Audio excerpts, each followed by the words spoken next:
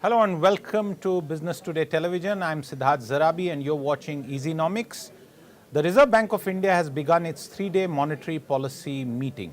RBI Governor Shaktikanta Das is expected to announce the final rate hike of 2022 to curb inflation.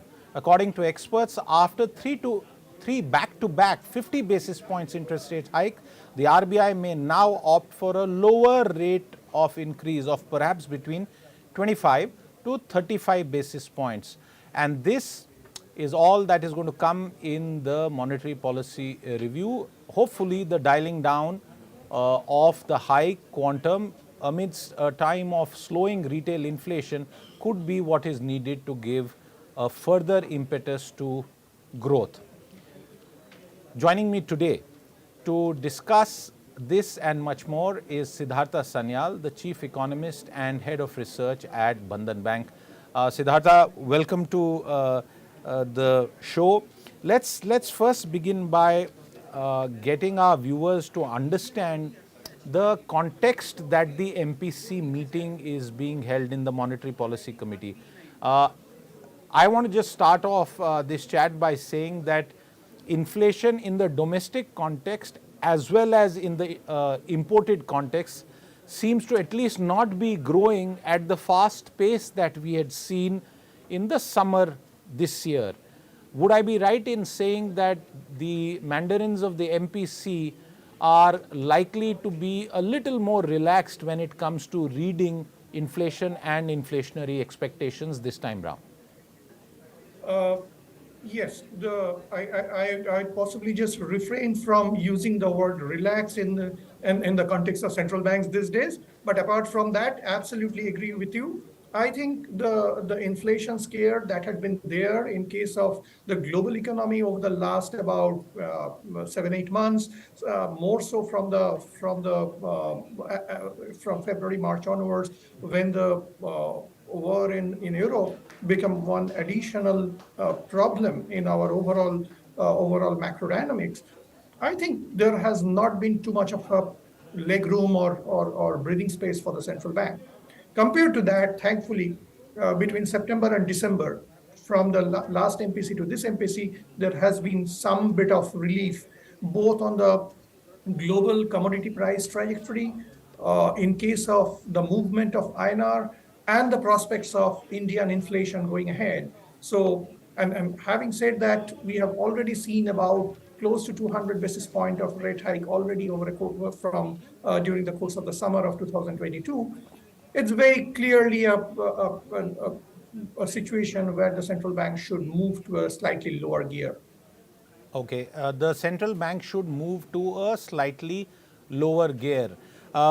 Let's also bring that chart on inflation that was put up on the screen just a little while back, the CPI print, which is the RBI chart. And just to take our viewers through that, in the May of 2022, earlier this year, we are now at the end of the year, it was 7.04%. And while it is measured on a year-on-year basis, you can see the sequential trajectory here. 7%, just about 7% in the month of June, then July, then back up to 7, and then back up to 7.4, and a sharp decline in October. Siddharth, if you can see this chart on your screen, again, can you explain that beyond the normal base effect explanation? What is really going on as far as retail inflation is concerned in India? Absolutely. I think you are absolutely right saying that there is a significant element of statistics or the base effect.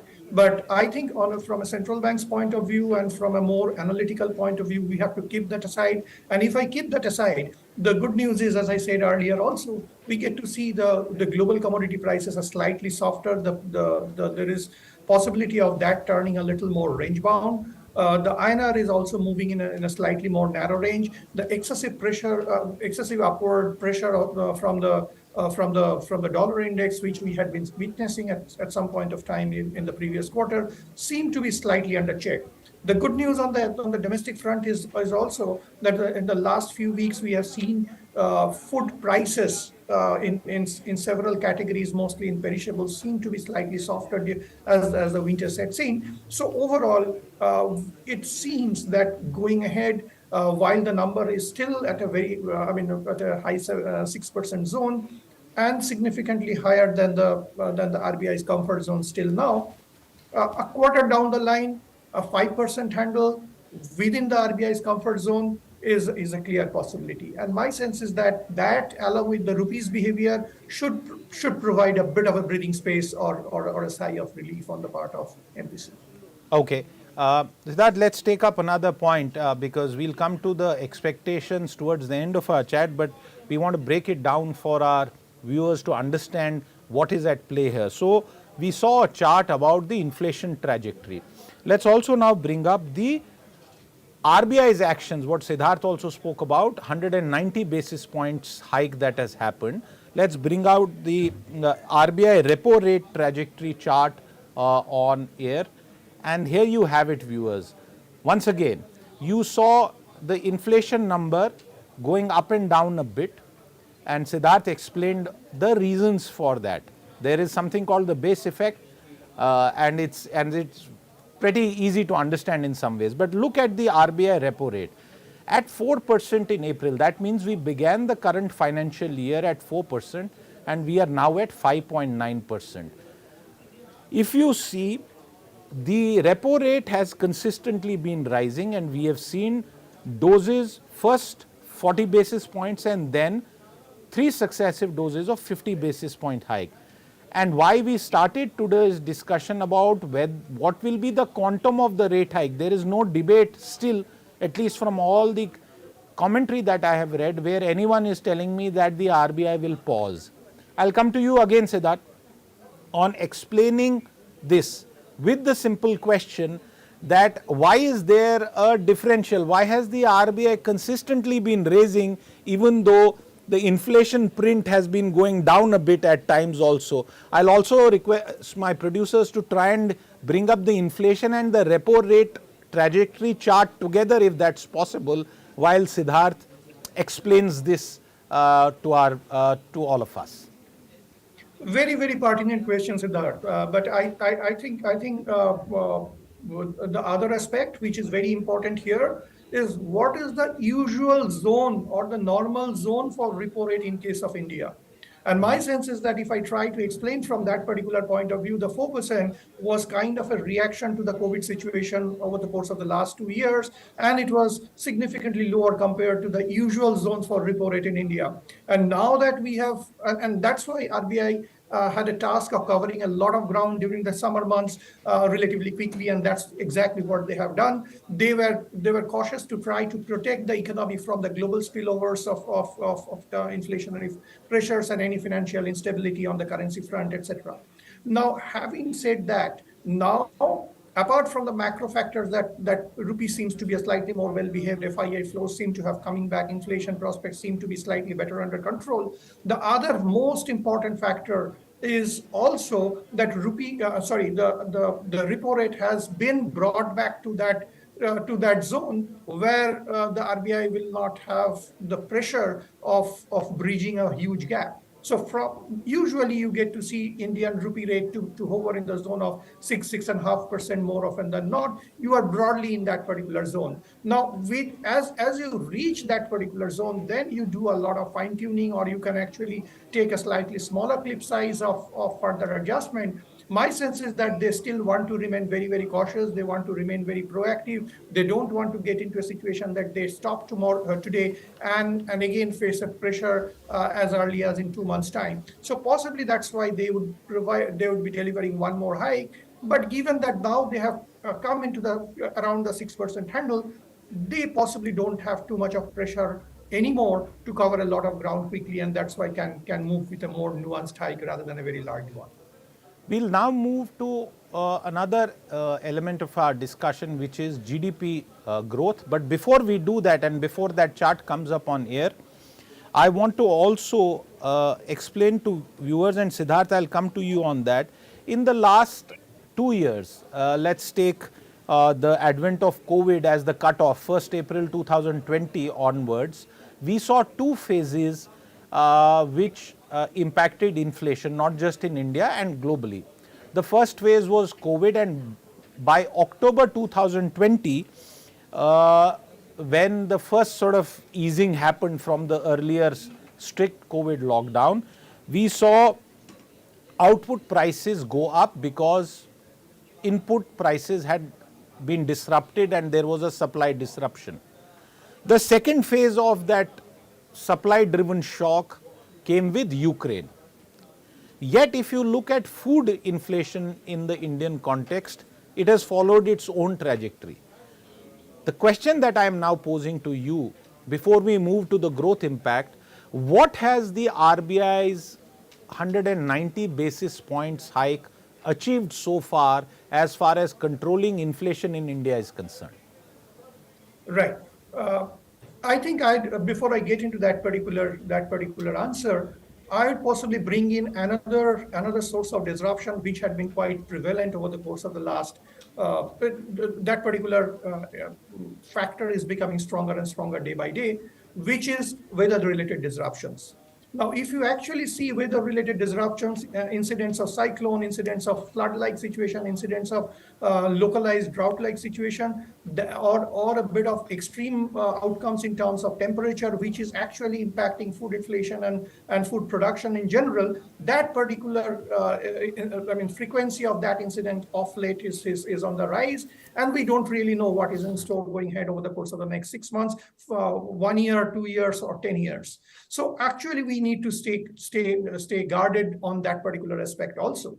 Now, having said that, I think, and that is not really under my control that much. So for that matter, three big factors, as you rightly analyzed the first two, that global supply bottlenecks, Ukraine-Russia war, as well as I'm saying, the weather-related disruptions are not under the influence of RBI or repo rate or any monetary policy action. Having said that, I think it was very important for RBI to take into account that some kind of an overall messaging, some kind of a messaging so far as some of the segments like retail lending, etc., is concerned, where they're pushing banks to be slightly more conservative. They are trying to ensure that expectation around the exchange rate remains somewhat anchored. They convey the message that the central bank is a true inflation fighter central bank. And all these things were done started from a point where the repo rate was significantly lower than its usual habitat. Now, I think we have made significant progress on these aspects, and which should provide some bit of relief to the RBI. The other and the last angle I'd like to keep flag here is that of late, over the last 6-8 months, we have seen the current account deficit and trade deficit also widening quite significantly. Now, one part is the immediate explanation of commodity prices and our dependence on significant dependence on certain imports, but also another structural macro factor is that structurally whether we are moving towards a more consumption-driven economy compared to what we are exporting to the global markets. And when the interest rate or monetary policies turn a little more conservative, it possibly tries to bring in a bit of better balance in that particular aspect also. So RBI was absolutely right in delivering those hikes at that particular moment, but they have now come to a zone where they can be slightly more nuanced rather than aggressive. Okay, so that's an important point that you make. And before we come to your own expectations and what are the other forecasts, it's very clear at this stage that various other analysts as well have given their own expectations. For example, if you see, Nomura says 35 basis points, ICICI says 35, Barclays 35, Kotak 35, and of course this is stuff that we already have. Siddharth, what's your own number that you would like to add to the mix? I know there is an overwhelming majority is there at 35 this time. I'm slightly more conservative in terms of an RBI hike. I think I'd prefer a 25. I think the 25 basis point kind of a hike is the usual clip size. We had moved to relatively unusual cliff size of 50 basis point at some point of time. The discussion about 35 is rather some kind of a messaging somewhere in between, and also to arrive at some kind of a quote unquote round figure in terms of the repo rate. I think rather than getting into that zone at this moment, a more usual 25 basis point is more likely and more logical in my view. But I do understand that the overwhelming majority is at the 35 basis point kind of a zone. Okay.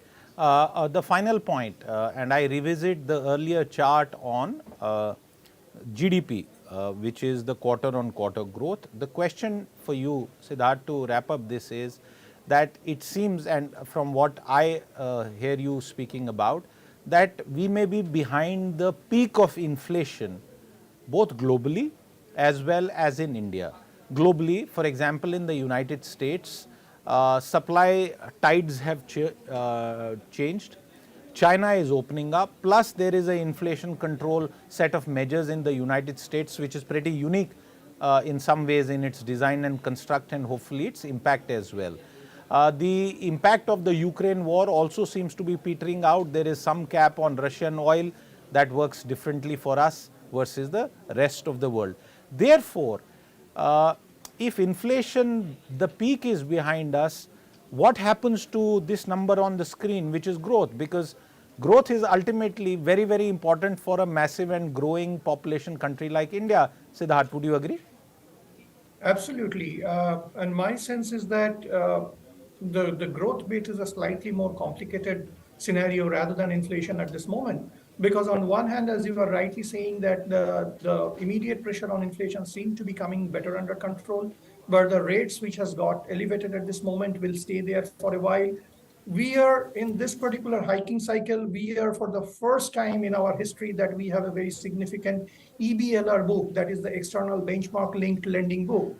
That at some point of time in the previous hiking cycle, we are possibly having just about 5% of our rates linked to the EBLR. Today, close to 50% of our rates of the banking sector is actually linked to EBLR. That means whatever hike RBI delivers, it gets transmitted almost fully and almost instantaneously for that particular part of the book, 50% of the book. So that makes the rate transmission much more.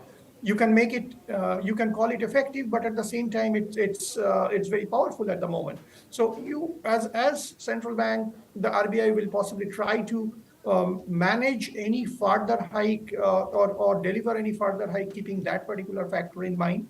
And also, while as an emerging market central bank, it's very difficult to stay completely out of sync compared to the global rate cycle. We need to keep in mind what has been the deviation in case of growth inflation trajectories in our case vis-a-vis some of the economies in the Western Hemisphere, for example, the US. So their growth and inflation divergence from their trend rate has been much more, much more compelling for the central bank to go for very large hikes, and that's why we have seen unusual hikes like 75 basis points and 50 basis points. But at this moment, we are seeing a scenario which is not so dramatic and drastic for us. My sense is that taking all this factor into account, the RBI can actually be slightly more nuanced. Just to wrap up on that particular point on GDP growth, the two big drivers in the current scenario, given that the external economies or the global economy is not poised to do that well, the two heavy lifters have to come from either private consumption or domestic private capex.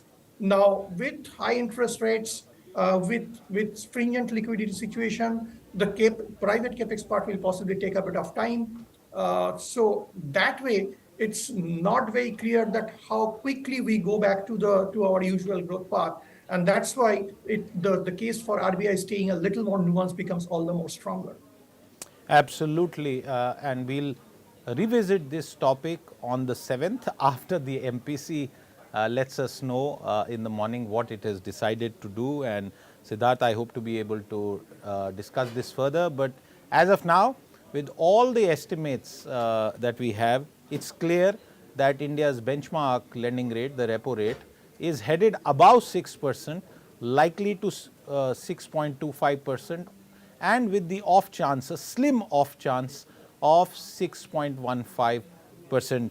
But it's clear that the RBI will deliver another hike. If it were not to, then of course it would be some amount of a surprise for markets. I'm going to thank you, Siddharth, once again for your time with us today, and you, the viewer, for tuning in. We'll be back with more on what the MPC plans to do. Stay tuned in. Until then, goodbye.